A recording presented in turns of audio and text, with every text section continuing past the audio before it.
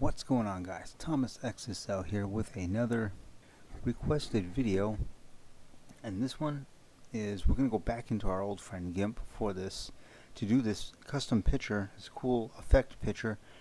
And as you see here, we have Queenie Meow, and this is the picture that you see sometimes in ads, and you can also do it in regular just photography, in Second Life photography.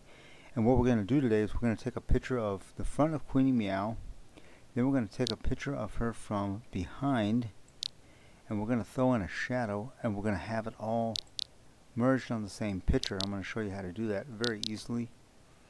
So the first thing you'll need to do is take a good photo of yourself.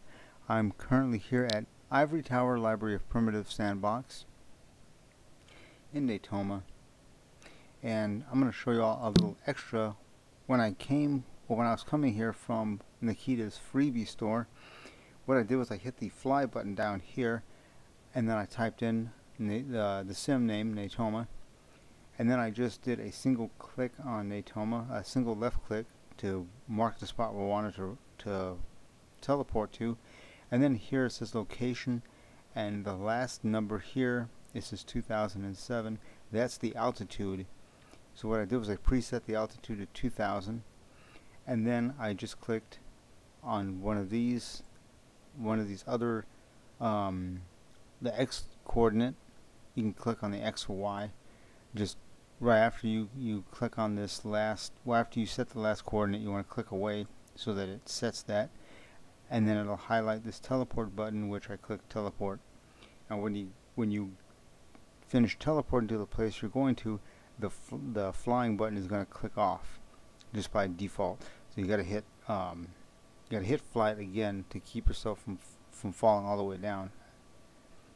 So we're here at 2,000 feet above the ground, and I'm going to go ahead and type in REZPLAT in local and hit enter, and you get a platform going. I may or may not have shown you how to do that before, but we're going to go to create, and we're just going to write a box behind us.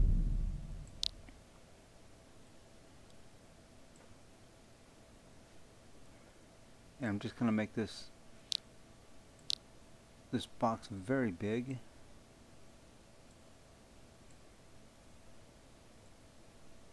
So today you're going to learn how, I'm going to show you how to do the alpha texture, where you make you take a picture of yourself and you make the background clear.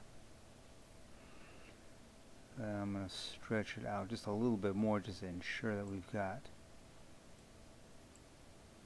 all that for background. I'm going to hit,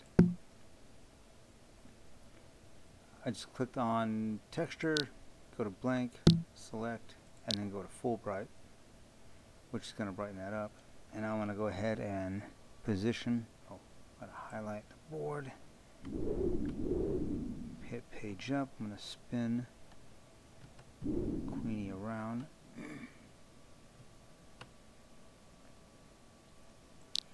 and at this point we're going to go ahead and pick a color that Queenie Meow is not wearing. So let's see that off, and now what we're going to do, turn off our AO, and we're going to go ahead and select whatever pose you wish to take. There we go. You just take a snapshot. I'm going to save this.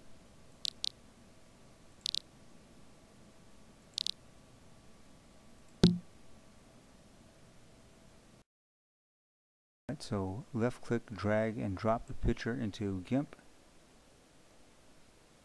And now we're going to go to this select by color tool, which is this one with the blue, red, green with a little yellow orange ball. And we're just going to click that, and we're going to come over here, and we're just going to left click, and that's going to select all the blue for us. And we're going to go to layers, go to transparency, and then click this add alpha channel, and then we're going to hit the delete key. There we go. Select and none. I'm going to hit our magnifying tool and magnify on her. And if you look here, you'll see there's a lot of blue around her still. So we're going to go ahead and re-click that select by color tool. Click on it. We'll go to select, and we're going to go to grow by 1 pixel. Hit OK, and hit delete.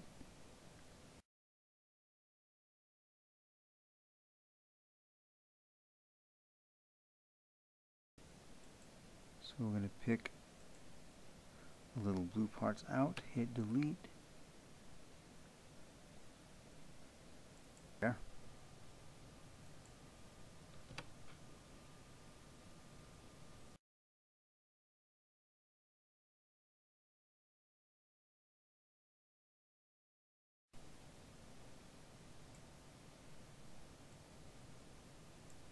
There we are. It's just left click and drag for the box. You can use these squares on the ends to extend it.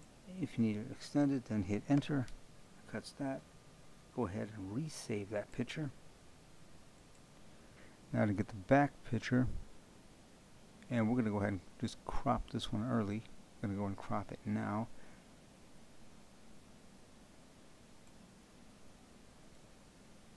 There we go. Make sure you go to layers first, transparency, add that alpha channel, then click what you want highlighted, hit delete, and then start targeting. Keep the area targeted, hit selection, grow by 1 pixel, alright, delete, and then start picking in through the hair, which is always going to be the hair is always going to be a tricky area. It's always going to be a tricky area. Enough. There's always this one little spot in the crotch area that's.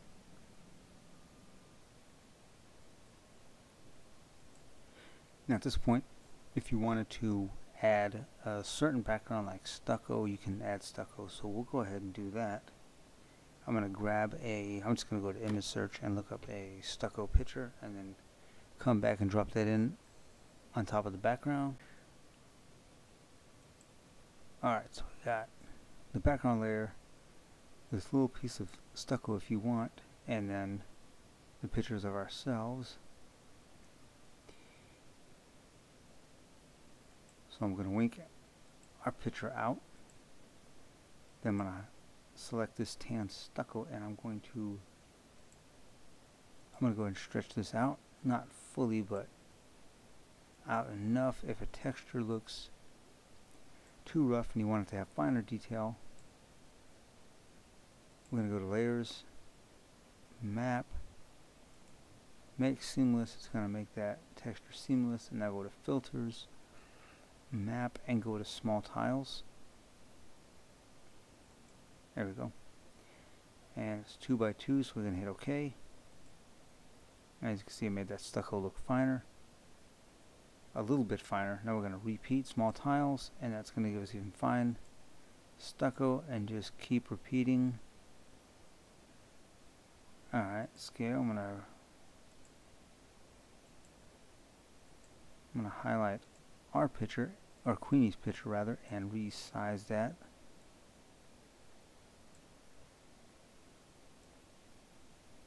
I think sometimes they have them overlap like that. There we go. I'm going to do a drop shadow. I'm going to highlight on the back layer of Queenie. I'm going to go down to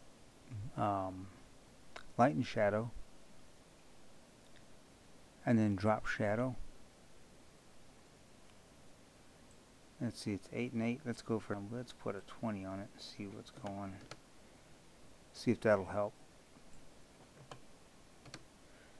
20 on the offset x-axis and 20 offset on the y-axis. Hit OK. There we go.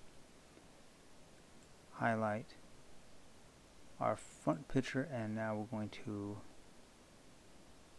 we'll just hit repeat drop shadow, and it's going to drop it in at 20. But as you can see, our shadow is falling over.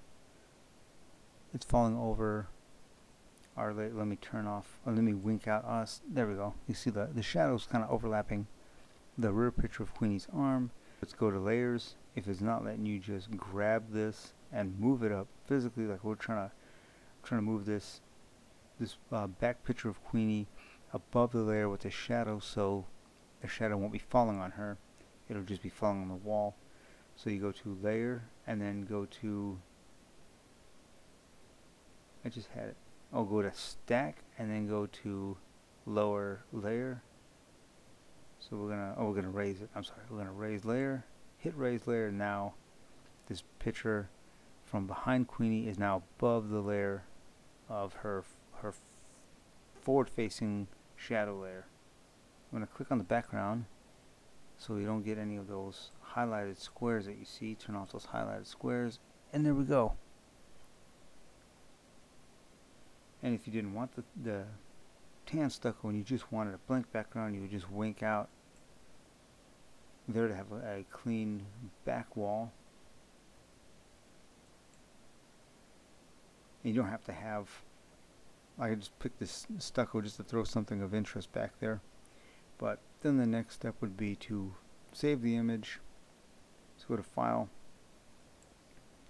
Save As, and that is it. That is how to get a double exposure trick picture with the drop shadows using Gimp to make custom pictures for Second Life, or anywhere else you might want to put the pictures at, like DeviantArt or Flickr. So this is Thomas XSL. Well, right now, as of right now, Queenie Meow, but representing Thomas XSL. Like, rate, subscribe. If you have any questions, don't hesitate to ask in the comment section below. And until next video, next tutorial, or wherever the video may take us, take care, guys. Have fun.